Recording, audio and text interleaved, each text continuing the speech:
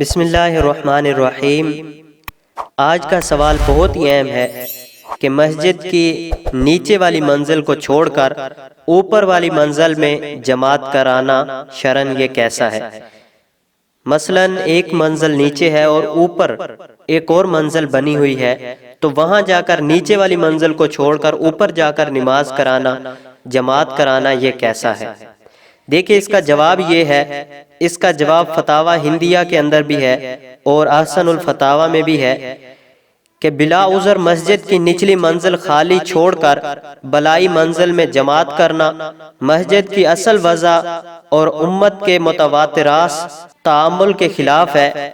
اس کے علاوہ نچلی منزل کا خالی رہنا مسجد کے احترام کے بھی خلاف ہے، لہٰذا مسجد کی نچلی منزل کو مستقل خالی چھوڑ کر گرمی کی وجہ سے بالائی منزل میں جماعت کا اہتمام کرنا یہ مکروہ قرار دیا گیا ہے۔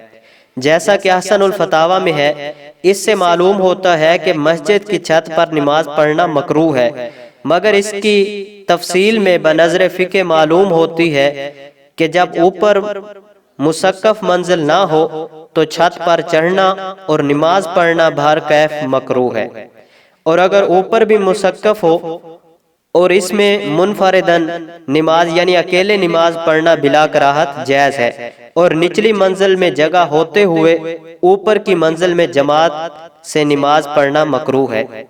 الغرض خلاصہ کلام یہ ہے کہ اگر اوپر والی منزل پر جا کر نماز پڑھتا ہے اور نیچے بھی جماعت ہو رہی ہے اور اکیلے اوپر چلا جاتا ہے تو اس صورت میں اس شخص کی نماز نہیں ہوگی۔ ہاں اگر وہ اکیلا ہے، اکیلا اوپر جا کر پڑھتا ہے تو اس صورت میں نماز ہو جائے گی۔ ہاں جماعت کے ساتھ اگر وہ جماعت ہو رہی تھی اور اوپر چلا گیا اور نیچے جگہ بھی موجود ہے، اس صورت میں اگر اوپر چلا جاتا ہے تو اس صورت میں اس شخص کی نماز مکروہ ہے، یعنی اس کی نماز نہیں ہوگی۔ دعا ہے اللہ عز و جل عمل کی توفیق عطا فرمائے۔ وآخر دعوانا ان الحمد للہ رب العالمین۔